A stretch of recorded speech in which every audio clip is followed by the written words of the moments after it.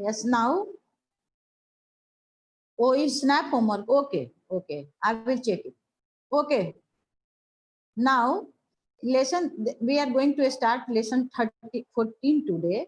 In lesson 13, you have studied about the Delhi Sultanate children. And in Delhi Sultanate, आप लोगों ने देखा था, पढ़ा था कि जब दिल्ली सल्तनत में आपका मुगल लास्ट में जब इब्राहिम लोदी को हरा दिया था, बाबर ने हराया था। तो बाबर जब दिल्ली सल्तनत का जब एंड होता है और जब बाबर का अटैक होता है, तो उसके पहले इंडिया का क्या कंडीशन था, यही हम लोगों को जानना है। We have to know in it. तो अब कहता है कि जब इंडिया का कंडीशन ऐसा था, जैसे मोहम्मद बिन तुगलक के समय आप लोगों ने पढ़ा था कि जब तुगलक क्या किया कि दिल्ली से ले गया दौलताबाद, दौलताबाद से फिर दिल्ली ले आया। तो दिल्ली से दौलताबाद की तरफ ले जाने का एक कारण ये था अपने कैपिटल को, कि साउथ की तरफ उसका कंट्रोल वो अच्छी तरह से नहीं कर पाता था। इंडिया अभी भी आप देखिए, हम लोग इतने भी डेवलप हो गए, लेकिन हम लोग का कंट्री कितना बड़ा है कि अगर हम लोग ट्रेन से हैदराबाद पटना से जाते हैं तो इट टेक्स 2 days, 2 दिन लग जाता है, जबकि ट्रेन लगातार चलती है। अब उसी से समझ लीजिए कि जब पुराने जमाने में जब ट्रेन का फैसिलिटी नहीं होगा, प्लेन का ट्रांसपोर्टेशन फैसिलिटीज पुअर होंगे, तो उसमें लोगों को कहीं आने जाने में कितना दिक्कत होता होगा। इसीलिए वो दिल्ली से दौलताबाद, दौलताबाद से दिल्ली ये ले गया, तो वहां पे थोड़ा सा प्रॉब्लम हुआ उसको। Aditi Kumari, you kindly write your section. You are sitting in the waiting room, but you are not writing your section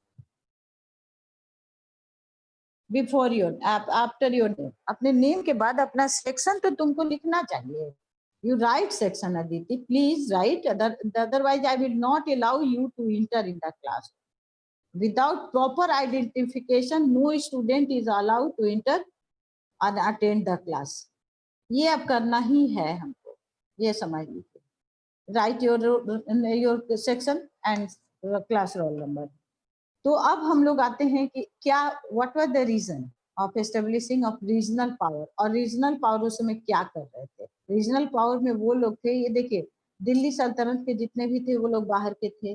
regional power मतलब इंडिया के जो रहने वाले राजा थे, जब बाहर के लोग थे तो उस समय ये लोग क्या कर रहे, ये और उनकी किस गलती की वजह से बाहर के लोग इंडिया में राज किए, यही हम लोग को पढ़ना है. और हिस्ट्री हमको यही बताता है कि to know about your past, अपने पास्ट के बारे में जानिए और प्रेजेंट को अपने उसी गलती को नहीं दोहराइए जो आपने कभी किया था, यही प्रेजेंट होता है. तो अब देखिए start lesson 14.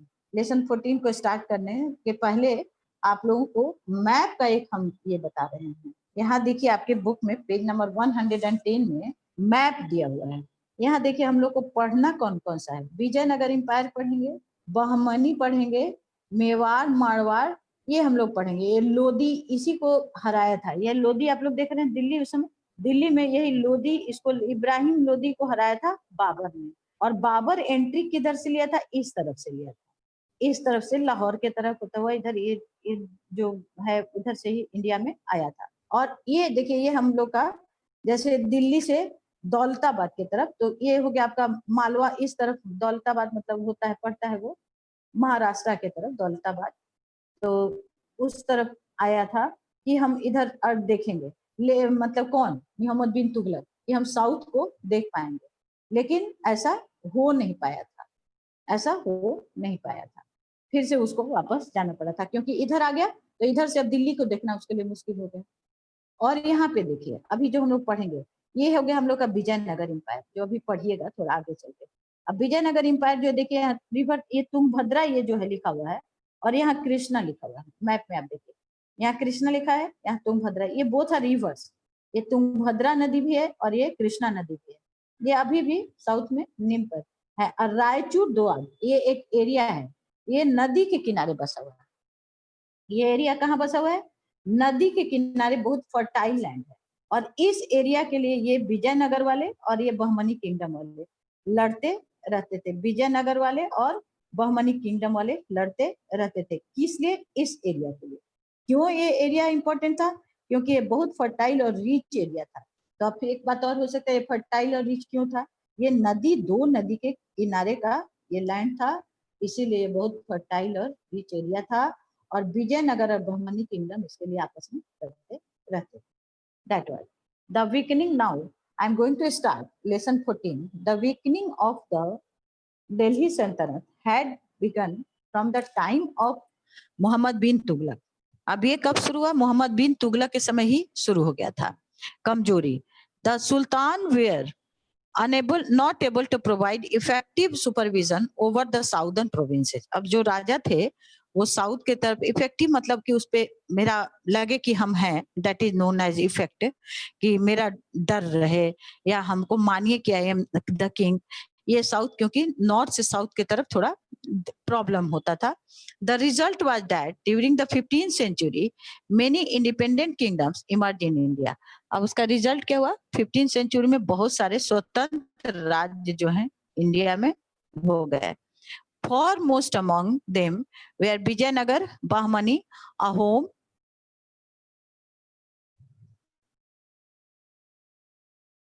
Aditi Kumari. You please write your name and arrange has been section. I want. Foremost among them were Vijayanagar, Bahmani, Ahom, Mewar, Marwar and Kashmir. उसमें ये लोग जो थे। अब कहता है Vijayanagar empire.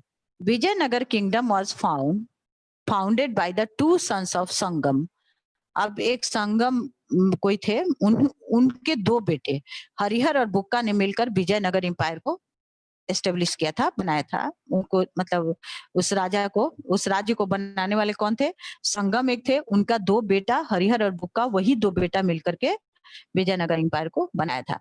In 1336 C with the inspiration of their guru Vidyaranya they establish in 13 उनके गुरु बोले जिनका नाम था विद्यारण्य। उन्होंने एक एन इंडिपेंडेंट हिंदू स्टेट, याद रखिए राजा का रिलीजन क्या था? राजा हिंदू था, वो हिंदू मतलब हिंदू था। स्टेट ऑफ विद्यानगर और Vijayanagar on the bank of river Tungabhadra. अब रिवर तुंगभद्रा के किनारे, it is now is called Hampi. अब उसको विजयनगर या अभी हम्पी कहलाता है। Both the brothers dominated the whole of Hoysala territory. ये होयसाला टेरिटरी मतलब उस समय जगह का नाम होगा। With the assistance of there 3 brother, उनके 3 भाई और थे, उन लोग के साथ मिलकर के ये दोनों भाई कौन? हरिहर और बुक्का, वो पूरा होयसाला टेरिटरी के चारों तरफ को अपने अंडर में रखते थे। बुक्का succeeded his brother Harihara in 1356 CE।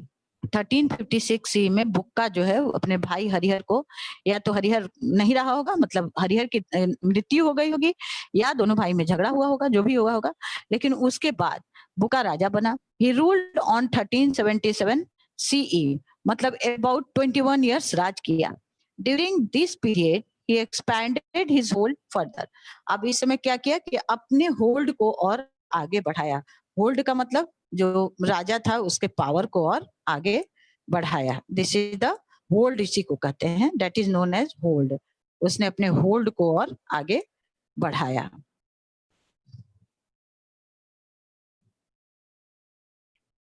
अच्छा, अटेंडेंस लेने के बाद जो लोग भी क्लास छोड़ेंगे उनका अटेंडेंस काटेंगे, इतना बता देते हैं। इस जब सेकेंड सेशन का क्लास शुरू होता है तो बहुत कम बच्चे, ज्यादातर बच्चे क्लास छोड़ना शुरू कर देते हैं। What is the reason? ये बात मेरे समझ में नहीं आती है। Why do not you people attend the class properly? ये बात अगर कोई प्रॉब्लम है तो तुम लोग हमको भी थोड़ा समझाओ, हम भी समझना चाहते हैं। Bukka succeeded his brother Harihara in 1356 CE। He ruled up to 1377 CE। During this period he expanded his hold further, मतलब और आगे अपने आप को बढ़ाया। अब Devaraya 1 and Devaraya 2 were the famous rulers of Vijayanagar empire. अब विजयनगर एम्पायर के दो राजा जो थे, देवराय 1 और देवराय 2, वो सबसे ज्यादा फेमस रूलर थे। Krishna Devaraya was the last famous ruler of Vijayanagar empire. Vijayanagar empire का जो सबसे लास्ट जो फेमस रूलर था उसका नाम था Krishna Deva Raya. He belonged to Tuluva dynasty. वो जिस राज से बिलोंग करता था, डायनेस्टी का मतलब राज का तंत्र, मतलब उसके मतलब खानदान, इसको मानेंगे, तो वो तुलु वंश से ये करता था। Was a great general and an able administrator. General मतलब जो लोग लड़ाई वड़ाई करने वाले होते थे, मतलब अपनी सेना को अच्छी तरह से ऑर्गेनाइज करके कहीं लड़ता था, और राजकाज भी बहुत अच्छे तरह से करता था। ये एबल मतलब योग्य। His period is considered the best and the most prestigious period of Tuluva dynasty. Tuluva dynasty का उसका जो समय था कृष्ण देव राय का, उसको सबसे अच्छा माना जाता है। He had a group of 8 celebrated intellectual known as अष्टा दिग्गज। अब उसके समय में जो है 8 लोग जो थे, जो कि बहुत पढ़े लिखे थे, उसको उनकी मदद से वो राजकाज करता था, और उनका नाम था अष्टा दिग्गज मिला करके। जैसे अकबर के दरबार में 9 रत्न थे, इसी तरह इसके अष्टा दिग्गज थे। Do you know Krishna Deva Raya use to, page number 111 से पढ़ा रहे हैं, याद रखिएगा आप लोग। उसका डू यू नो देखिए, Krishna Deva Raya use to dress up as common man and roam around his kingdom at night to know the problem of his subject. अब कहता था कृष्णा देव राय जो है क्या करता था कि कॉमन मैन की तरह कपड़े पहन लेता था और रोम अराउंड चारों तरफ घूमता था अपने राज के रात में। क्यों? कि लोगों के प्रॉब्लम को जानने के लिए। Tenaliram whose story children love to read and listen. Tenaliram जिसकी कहानी को बच्चे पढ़ते हैं और सुनते हैं, वह the chief minister of Krishnadeva Raya का चीफ मिनिस्टर था। तेनालीराम अभी एक सीरियल भी देता है सब टीवी पे, बच्चे देखते होंगे तो देखते होंगे कि तेनालीराम कितना इंटेलिजेंट था। जो रियल तेनालीराम था वो तो और ज्यादा इंटेलिजेंट था। तो ये तो उसका कहानी है जिसको कि बनाया जाता है। तो the rulers of Vijayanagar were mostly involve in battles with Bahmani kingdom. देखिए जो मैप वाला बताए थे, ये मैप वाला भी आ गया, तो इसको थोड़ा ध्यान दीजिए। कहता है कि जो विजयनगर के जो राजा थे, वो लोग हमेशा बहमनी किंगडम वाले लोगों से लड़ते रहते थे। तो अब क्या लड़ने का कारण क्या था? What are the cause? They way are militarily strong then. Bahmani kingdom से विजयनगर वाले लोग जो हैं ज्यादा, उनका पावर जो था वो ज्यादा था, स्ट्रॉन्ग देन मिलिट्री, मतलब उनका मतलब सेना ज्यादा थी। The main reason for the conflict was the domination on Raichur Doab, जो आपको दिखाए कृष्णा नदी और तुंगभद्रा नदी के बीच वाला area, which was very rich and fertile area. वो बहुत रिच और फर्टाइल था, क्योंकि वो फर्टाइल था तभी रिच भी था, क्योंकि वहां पे लोग जो है एग्रीकल्चर बहुत अच्छी तरह होता था। कहने का मतलब ये हुआ। Domingo Pais from Portugal, Abdul Razak from Persia, and other foreign visitors have written a lot in praise of the administration and flourishing trade of Vijayanagar. Domingo Pais जो था एक पुर्तगाल से आया था, एंड अब्दुल रजाक एक जो प्रशिया से आया था, पर्शिया, एंड अदर फॉरेन, और बहुत सारे और भी फॉरेन से विजिटर लोग आए थे। उन लोगों ने एडमिनिस्ट्रेशन के बारे में, विजयनगर के जो राजा जो राज करते थे उसके बारे में, और जो यहाँ का व्यापार था जो बहुत आगे बढ़ा हुआ था, उसके बारे में बहुत कुछ उन लोगों ने लिखा है। Administration, the head of the state was the king. अब किंग जो था वो कौन था? स्टेट का हेड था, सबसे बड़ा वही था।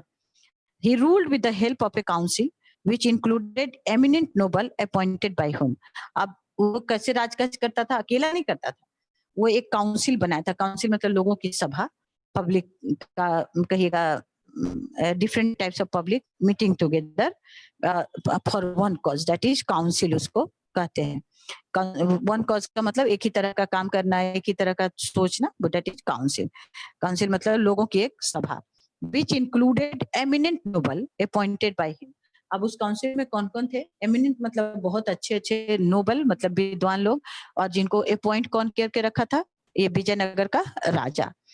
The they were military stronger, sorry, हाँ, appointed. The king was the chief of administration, army and judiciary.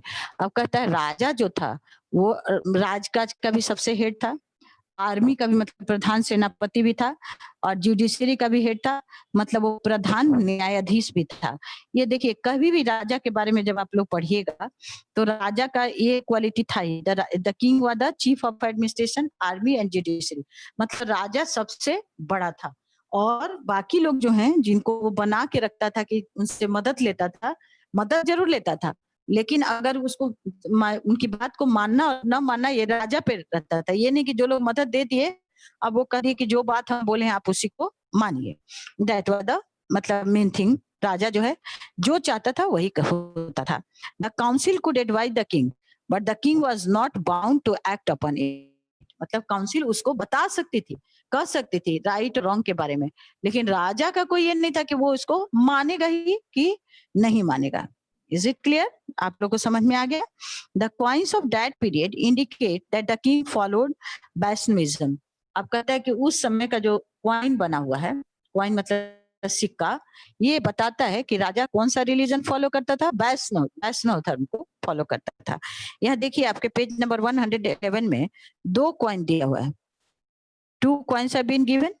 एक में कृष्ण देव राय लिखा हुआ है, कृष्णा राज जी, तो राजा अपना नाम लिख के मतलब उनका नाम लिखा हुआ है, और एक में शंकर जी पार्वती जी का फोटो, त्रिशूल है, त्रिशूल दिख रहा है बिल्कुल क्लियर, इसका मतलब शंकर जी का ये मूर्ति है।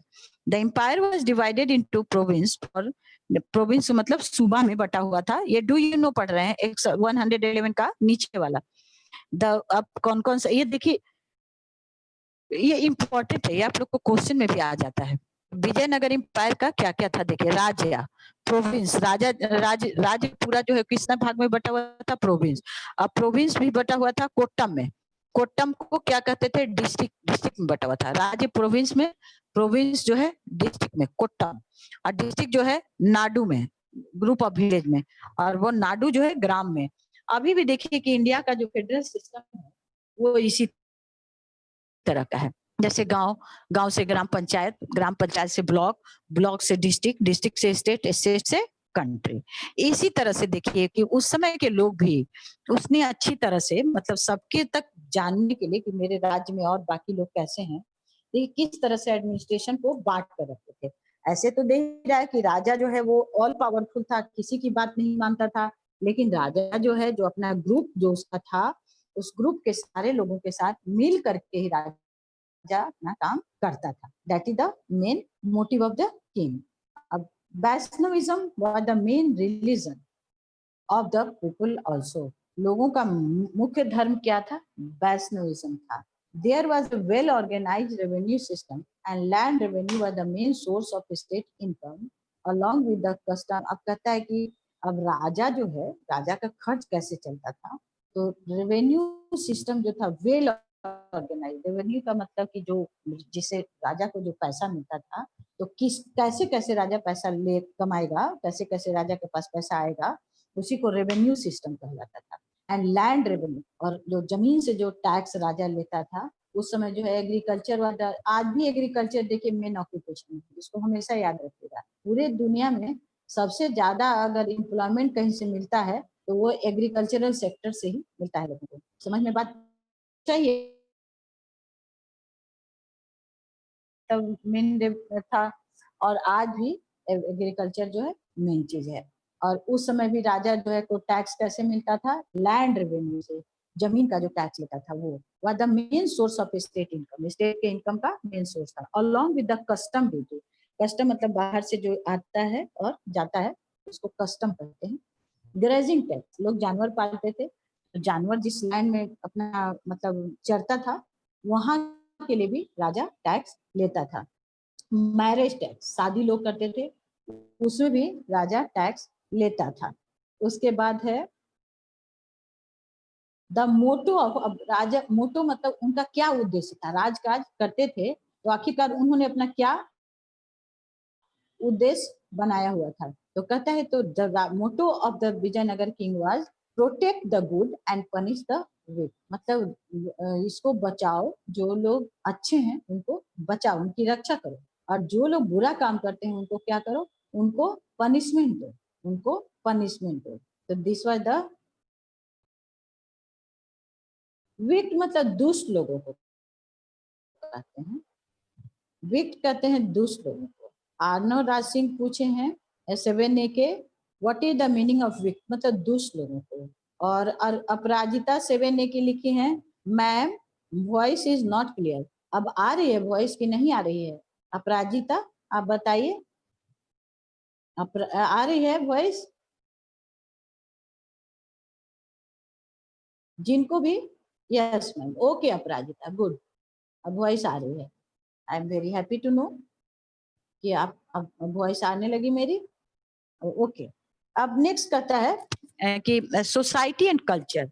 अब समाज कैसा था और लोगों का रहन सहन भी कैसा था। कल्चर कहते हैं कि जो तरीका हम लोग अपने जीने के लिए जो तौर तरीका फॉलो करते हैं, that is known as the culture.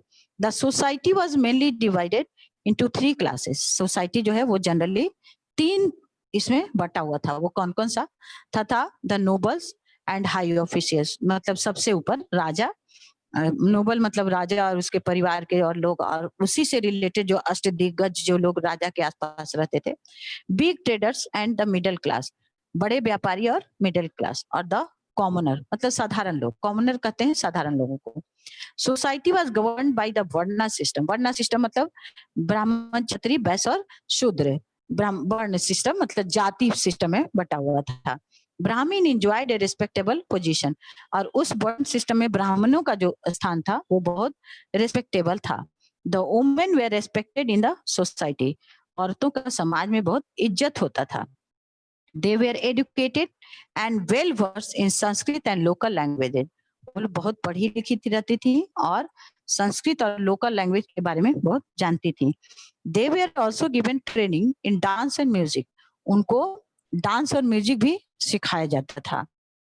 पोलीगामी existence, पोलीगामी का मतलब होता है एक से ज्यादा शादी करना, एक से ज्यादा और तो मतलब मैरिज करना। जनरली जो है उस समय के जो पुरुष थे समाज के, वो एक से ज्यादा शादी करते थे। अमंग द रिच, लेकिन कौन लोग करते थे? जो लोग रिच थे, जिनके पास ज्यादा पैसा था। But the common people had only one wife, लेकिन जो लोग साधारण लोग थे वो लोग एक ही पत्नी को मतलब एक ही शादी करते थे, क्योंकि उसमें बहुत पैसा लगता था, खर्च होता होगा, उतना उन लोग के पास पैसा नहीं रहता होगा। Sati system and child marriage were also prevalent. Prevalent मतलब बहुत ज्यादा थे। सती सिस्टम क्या था? किसी औरत के पति का मृत्यु हो जाता था तो पति के साथ उस औरत को भी जिंदा जला दिया जाता था, वो सती सिस्टम कहलाता था। और चाइल्ड मैरिज मतलब बच्चों की शादी कर दी जाती थी। There were devadasis in the temple for performing puja, और देवदासी मतलब बहुत लोग क्या करते थे, अपनी लड़कियों को, गर्ल चाइल्ड को मंदिर में उनकी शादी भगवान से कर देते थे, भगवान की सेवा में उसको छोड़ देते थे और वहीं मंदिर में रह के वो अपना पूरा जीवन बिता देती थी। उसको घर आना अलाउड नहीं था। ऐसा कहा जाता था कि तुम भगवान के देवदासी मतलब भगवान की सेविका हो, और वो लोग वहीं पे रहती थी। Education was mainly imparted in temples and math which were given grant by the king. अब लोग पढ़ते लिखते कैसे थे? वो मंदिर और मठ में जाकर पढ़ते थे, और मंदिर और मठ को ज्यादा पैसा कौन देता था? तो वो देता था राजा देता था।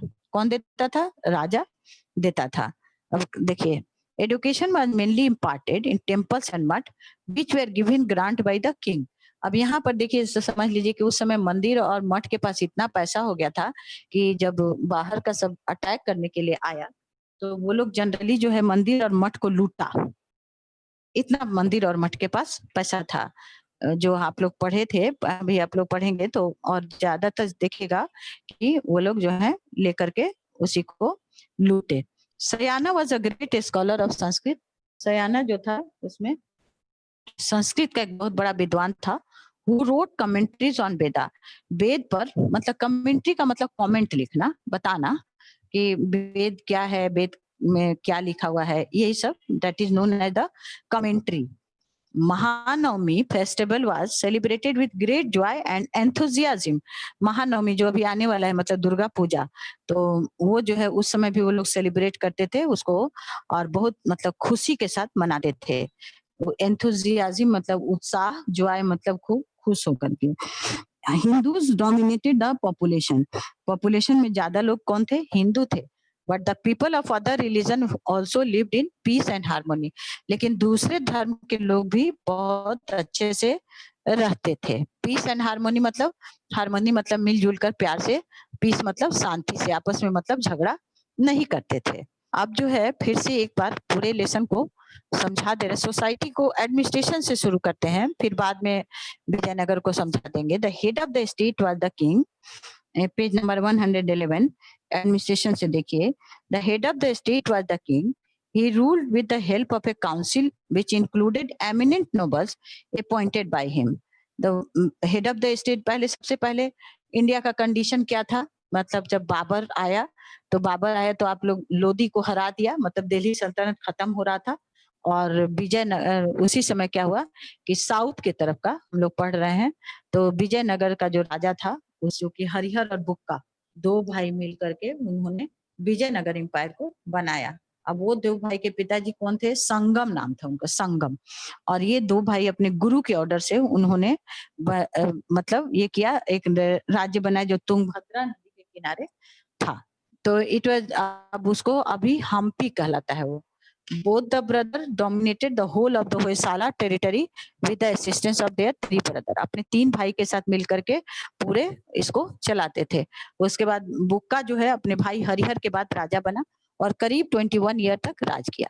और इसका देवराय 1 और देवराय 2 वो लोग जो थे इसके बहुत फेमस रूलर थे। और जिसमें कृष्णा देवराय जो था सबसे लास्ट और फेमस था। और वो किस राज्य से करता था? तुलुक डायनेस्टी से। He was a great general and an able administrator. His period is considered the best and the most prestigious period of Tuluk dynasty.